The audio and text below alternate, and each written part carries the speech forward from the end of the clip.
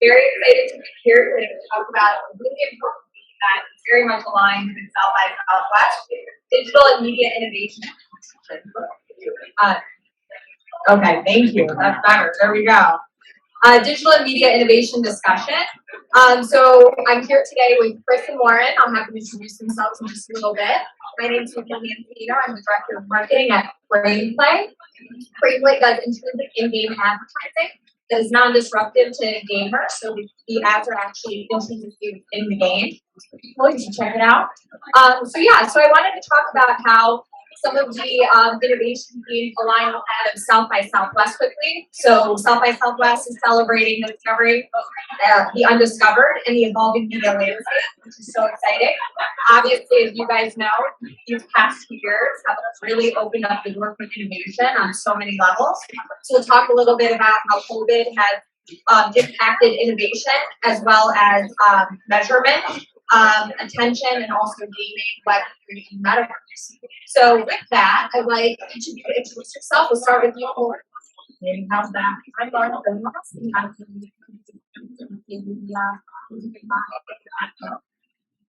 On the side, I'd like to public wrap my education in this company with public wrap.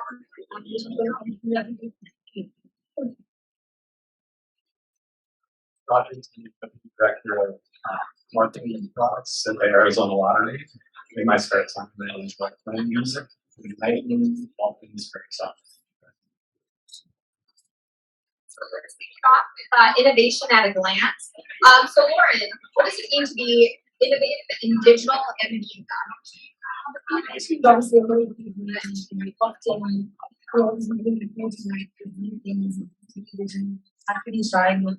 innovation is creative, how we interact,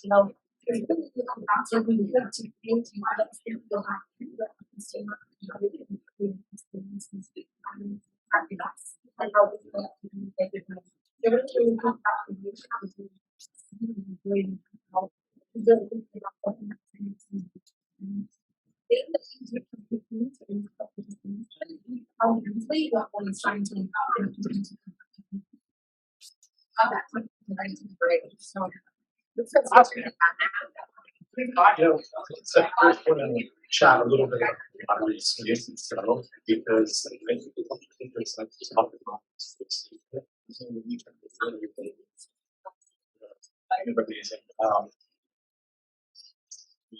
Approximately just last year, $100 million the lottery is in North America, with $20 million delivered over 30 years. So I think when it comes to digital innovation, contracting to our influence, as we continue to leverage digital innovation as a way to be able to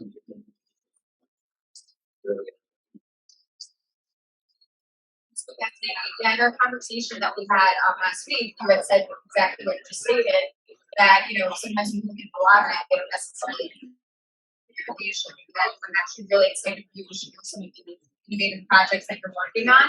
So, Chris, can you share one of the most innovative campaign or tactics that you're working on? Yeah, absolutely. So I'm really excited about one. I draw a lot of inspiration from playing music and listening to music on a regular basis. And we've been working with a company called The Beach Shout, which are very closely tied to the record industry. In partnership with The Beach Shout, we're developing new which will allow users the ability to be able to enjoy the playlist of songs and win tickets that can be entered into daily callbacks. The app itself will integrate seamlessly with music DSPs, and we'll have daily drawings that will be anywhere from $500 to $2,000, and everybody will have a chance to win this $1,000 jackpot. It's also drawn. So pretty excited about ultimate plays and what it can do. It's not a tricky thing, but How about you? So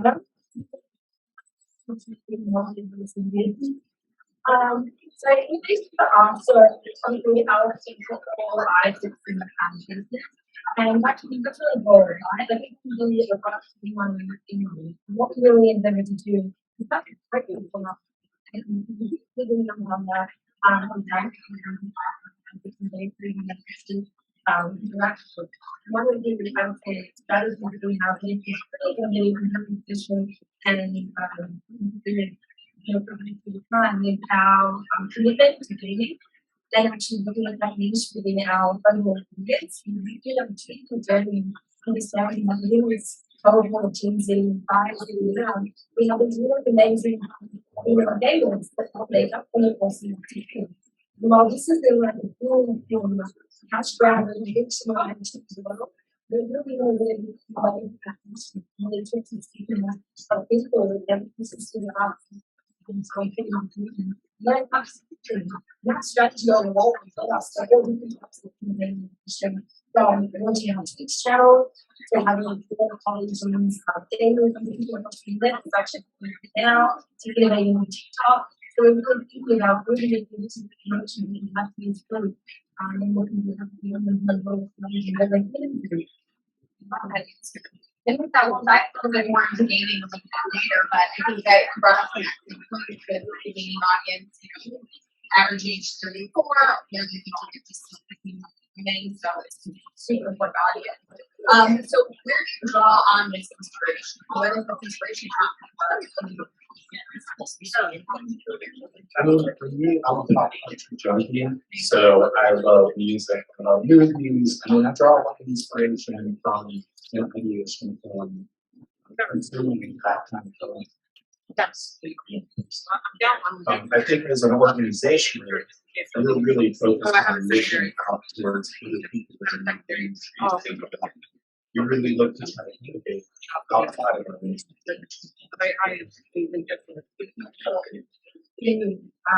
I like to find like you play a high field, and then you're able to try to understand the field.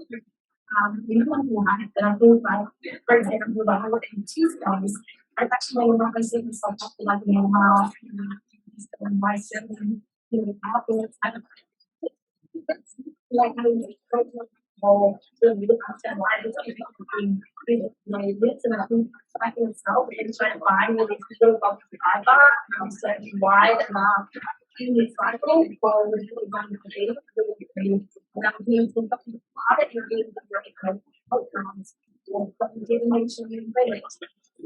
I don't think I was like, like, not having an impact I feel like, and this is actually soon as we begin to believe that, how do we going to have and move forward? What is it? You don't highlighted pop culture, which is extremely important, right?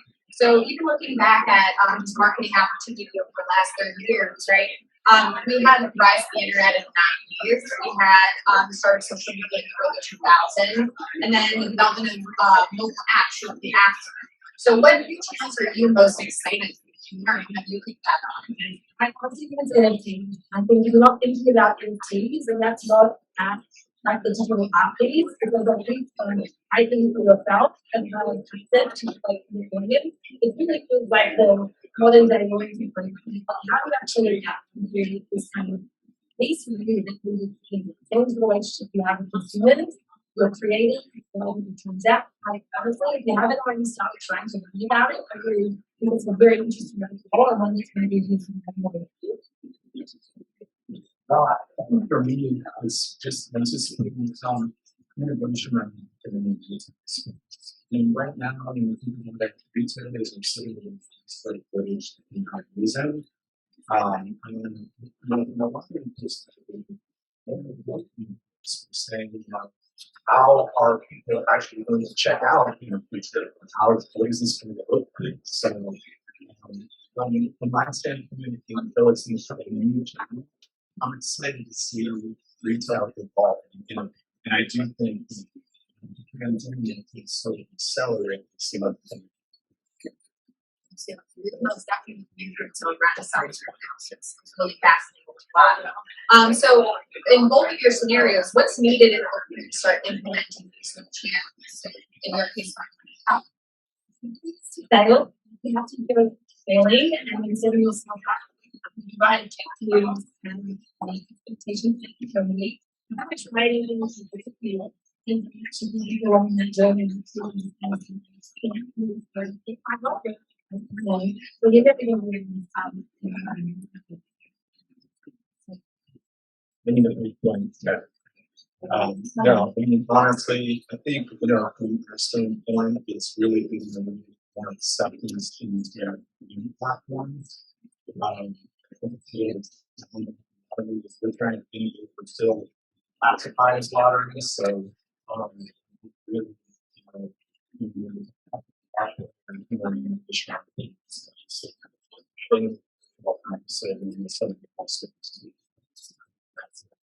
So all talked about the pandemic for the last few years. It's been a better time.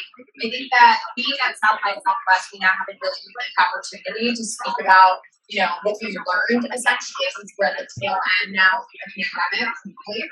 So I'd love to take the time to discuss how you're rethinking your vegan digital strategies and how that changes inspired innovation in the future. But I think one of the things that we learned from the pandemic is English for people to sort of insert such skills players we it's kind of like we recognize that a lot of the engineering person particularly in so we're creating ways that we can have people nominate somebody for example in social media using that space and like this and we create an opportunity to take the other things like this and create money so we can so that was great. Building that relationship was great. But we also, in the media side, I think we're really starting to overall smell and focusing a little bit more on the retail space, and advertising in the retail space, so a little bit further down from investment in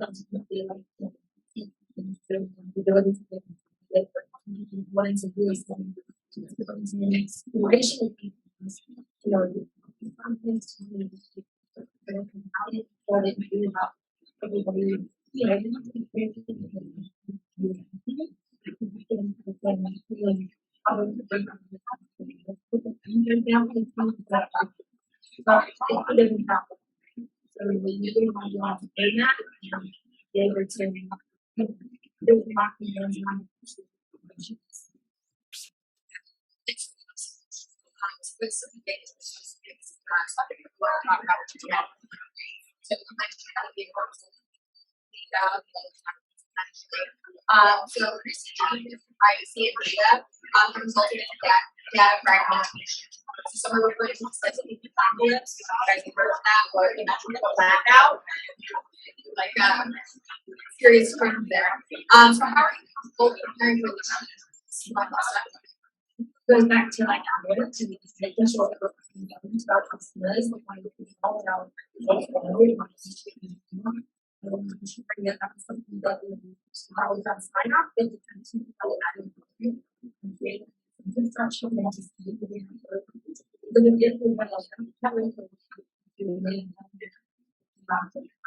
I'm so sorry. Just maintaining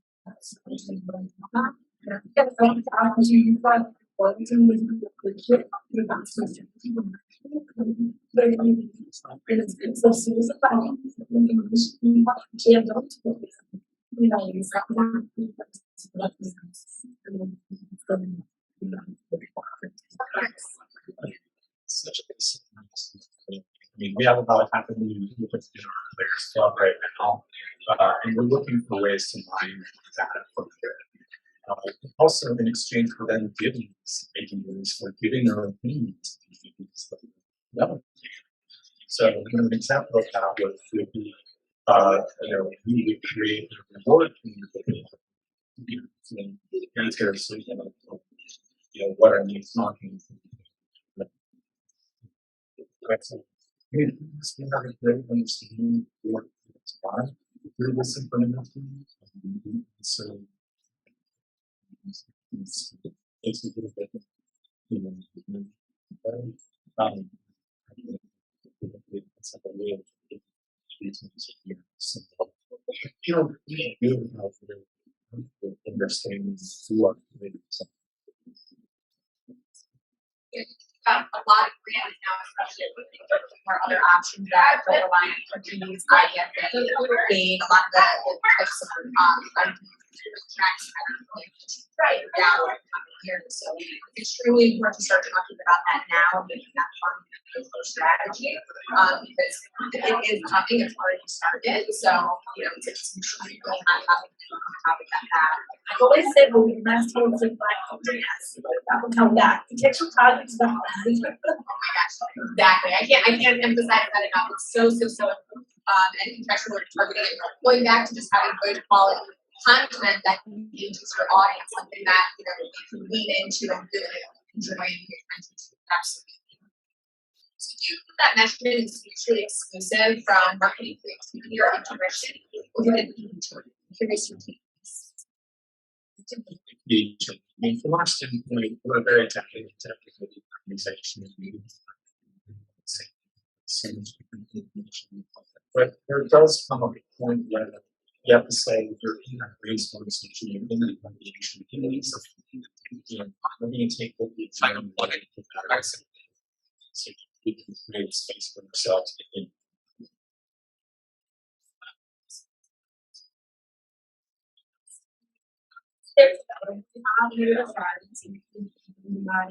marketing, advertising, targeting,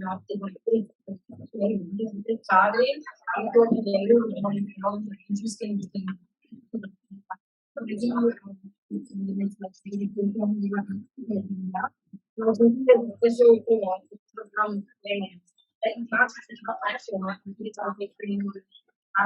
It's just like what's the cheap, but we will have been a part of that sometimes.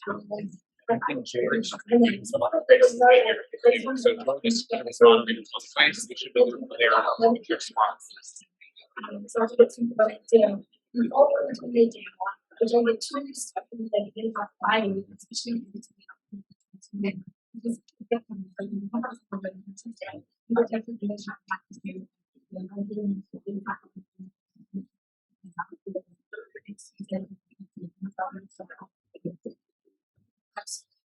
And keep pointing out that I think that a lot of times brands don't necessarily realize the channels that are out there that offer them measurement in ways that they may not be specific. So, for example, impression taking attribution. Typically, people think of impressions, it's not tracked, right? It's not visible. But there are solutions out there that actually kind of offer that, which is dive into that as well. What is the number one mistake brands make when they're trying to innovate? I'm curious to think about this one. Chris, let's start with you. I think, for us, it's sort of like we have to carve the space out to be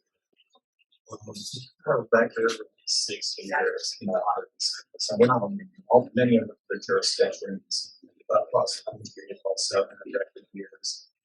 Then we just start.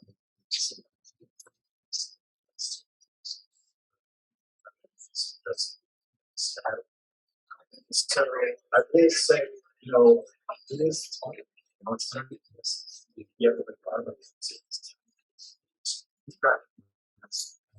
as a jurisdiction, there's not all lotteries are have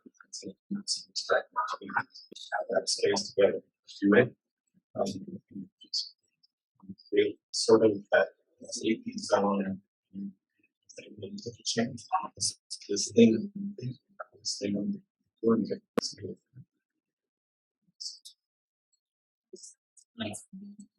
6 months,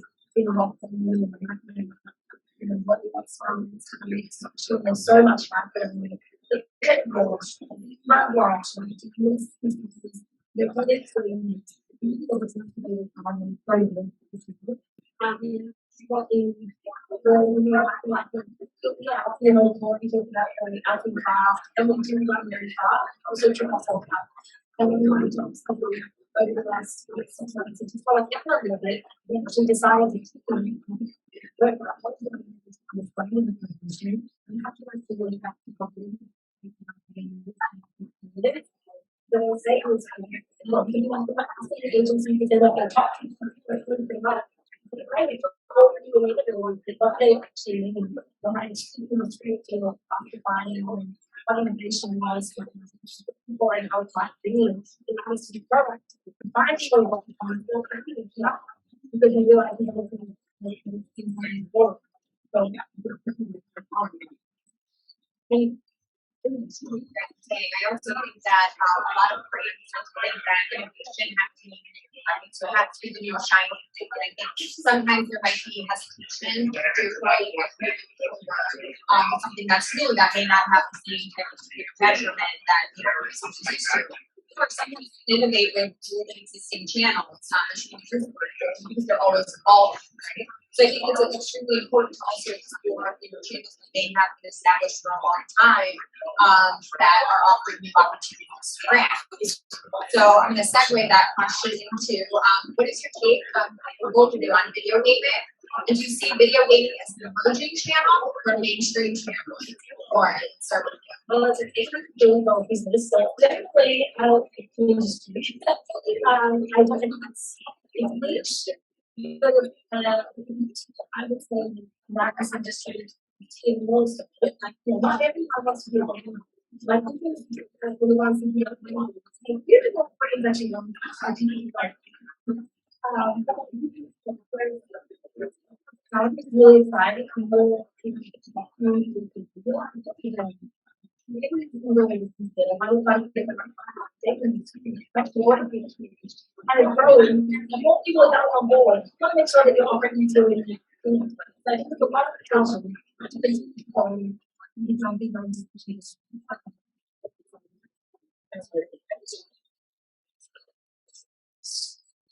Been fortunate to really see these first into the events of engaging with the game. It's race for us. It's us recently.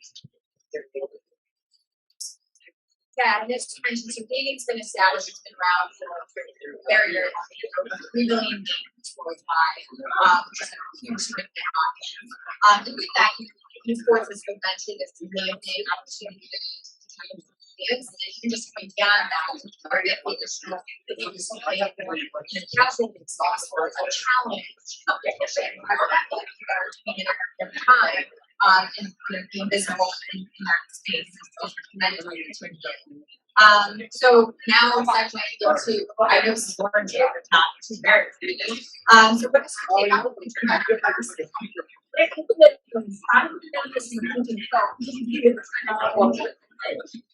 it's like eventually really doing how to make the real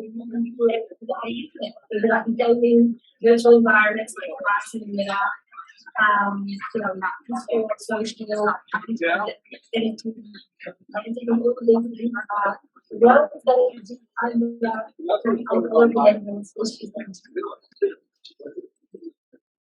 I think if you ask 20 people, you'll get 20 different answers. Yeah, I think from where I sit, I would really love to be able to see it do something that's going to solve the problem these countries. And I think a little bit more about how it can be interesting to see it evolve into getting retail space. And that ability for people to explore brands and shop brands, not necessarily making a transaction, but just to become familiar on it with that process. I think workers want this is interesting. And I also like to go to personally this diversity. Yeah, gaming constantly asked about our take on the metaverse and what that means. So our statement is, what we people that gaming and metaverse are actually mutually exclusive, but they will complement each other. So gaming will definitely complement the metaverse and be a component of that, but with that they are still mutually exclusive. It does have its own audience, scale, opportunity. Same environments as well as tremendous opportunity. So what sort of opportunities will be available for brands in the future?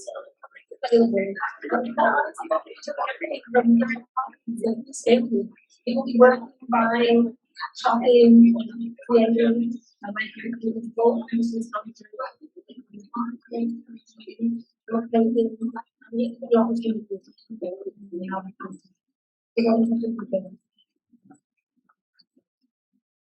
Lottery in the metaverse. I'm not really sure when that's going to happen. Probably wait a long time, but to be honest with you, I think it's like again, it's just that sort of immersion that we're going to have to really be able to experience these. That's all right.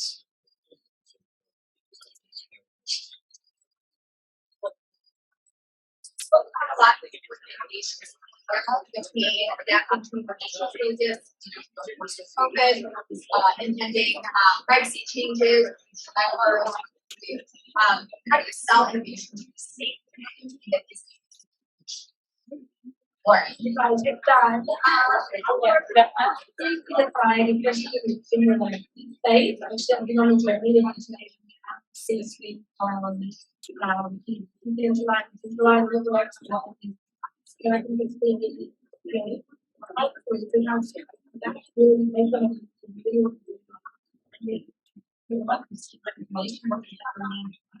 and it was right about plan and system situations is going some of different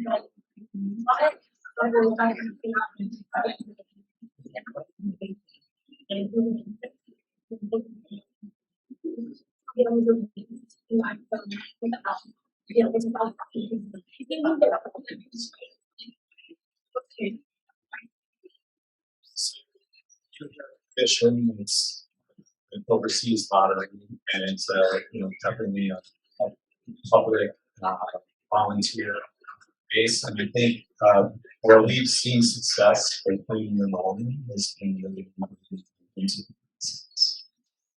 certain messages, the evidence and leader business. $3 million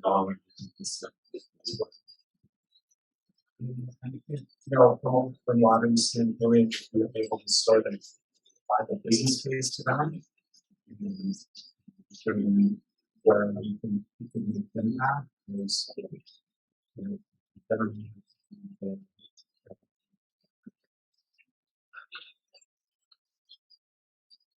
what is one advice to a marketer who wants to start their career journey to allow them to be a more minded?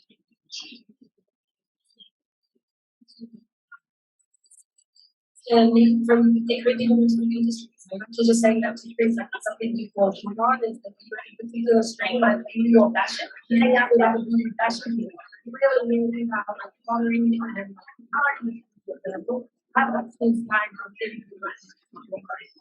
connections with people in unlikely places, people unexpected work. Yeah, I would say the same thing. One thing I'd like to share about one of my first jobs in advertising was really becoming friends with the person at the front desk. And I know that probably doesn't have a lot of relevancy right now because we've all just been through a major pandemic, but it was, there's no front desk right now, but I will say, good ideas can come from anywhere, right? That's what I mean. I'm not just, calling out front desk necessarily, but it's just that, whether it is someone who's a media buyer or someone who's digging up data, I think creativity and innovation and ideas can come from anywhere. So just keep open-minded about it. Exactly, and then as we spoke about earlier as well, it's being willing to take those risks, right? And feeling empowered to do so. So I always say, especially when starting your career, the bosses that you have at the start of your career play such a influential role on your ability to accept and also think of innovation, right? So I always say, make sure when you're starting your career, choose your boss. Don't have them choose you to help you get to where it is that you want to be. Definitely. Okay, so just to recap our conversation, what do you hope that this audience takes away from our conversation today in terms of just innovation in the digital and media space? As you approach it, always think about utility, like why are you making it, why are you doing it, and who does it serve, and really start, especially if you're looking, there's so much hype in the metaverse and in the crypto world. If you are looking there and want to kind of bring something forward, I think the best place to start is looking at them to kind of bring that to your current consumer and your loyalists, because if they don't want to be part of your world, then no one else is going to want to be part of it. So what behaviors do they exhibit and how can you actually intersect them? I think Shake Shack did an amazing job with enabling crypto in their app. They didn't have to go to a fancy announcement. They literally put in an SDK within their app to see if their current users actually purchase with crypto. And that in itself is a pilot that didn't take a lot of work in terms of, obviously I can't talk to that, but it didn't have to do this big overhaul. So it's like, how do you understand about your audience and where you could intersect and to test that kind of creativity thinking?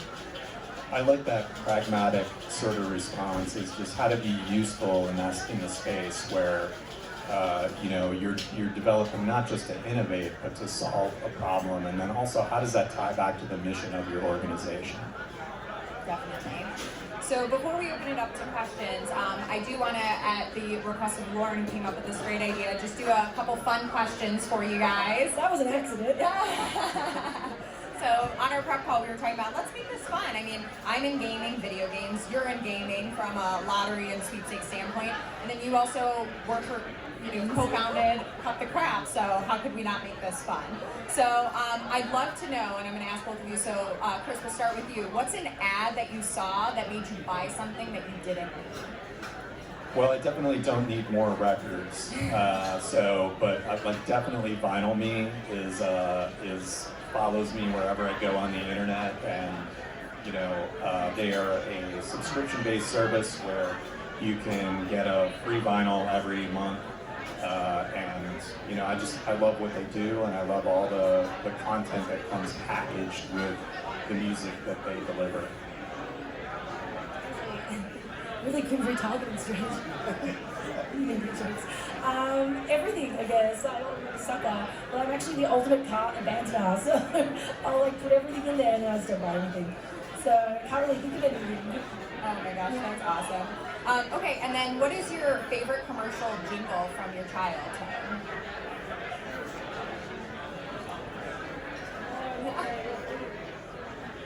I can tell you mine. I was always a big fan of Oscar Mayer, where they spell out baloney. Yeah, I would sing it for you. My coworkers know that I love to sing, but I'm not going to do it here. Well, I have a string of Australian jingles, but I'm not going to sing them for you.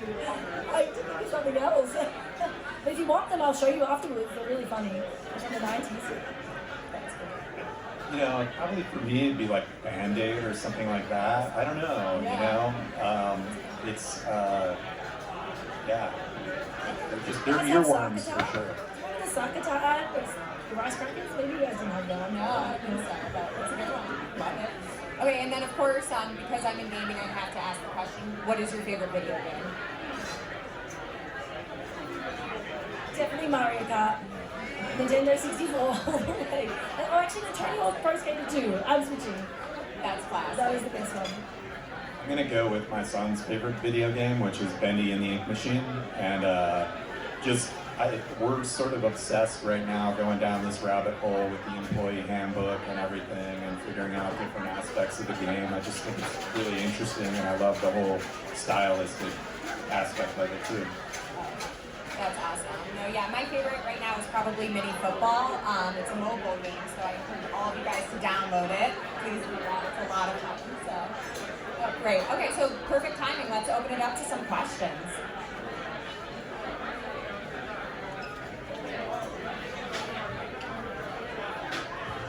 My name's Chad Brown. Chris, I know you and I had a chance to discuss some things earlier, but I'm in the gaming industry similar to what you are, and I'm interested to know from your perspective from the lottery, you have a lot of innovation you guys want to put in play, but you're also heavily regulated. And on my end, I know that a lot of the innovation we want to incorporate into my business has to go through regulation, which can be very difficult. How do you guys tackle that on the lottery side? Very carefully. We in Arizona are under a lot of regulation. I'll give you an example is our gaming compacts were just renewed last year, but it did not include the modernization of lottery. That is, the idea that you can develop an iLottery or e-gaming, if you will, which is very popular in other jurisdictions. So you get to be really good friends with the lawyer, and you really get to pick apart everything in what we call our product development, SRSs and things of that nature, so that we would, make sure that what we're doing is on the up and up. And then the other thing too is that you get creative about, what the parameters are around those compacts too. So. Anything else? Any other questions? Last burning questions that you just have to know? All right, well with that, let's give this panel a round of applause.